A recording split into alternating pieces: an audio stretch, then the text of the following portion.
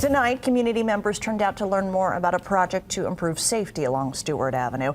The city of Las Vegas shared details on the project. It would improve 4.5 miles of Stewart between 6th Street and Nellis. The project includes wider sidewalks, a two-way bike lane, better lighting, and enhanced traffic signals.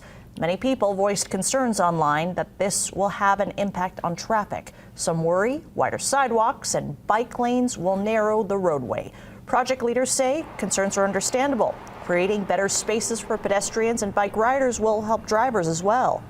There are people trying to walk on non-continuous sidewalks or impeded sidewalks. There's no place for the bicyclists. Technically, they're riding in the lane right now if there are bicyclists. And so this gives them a protected space, and cars are also protected by not feeling so tight by bicyclists. So creating a system where everybody can work together, I think actually makes traffic move faster. Construction's expected to start in 2027. The project will wrap up by January 2029. The city received nearly $24 million in federal funding for the project.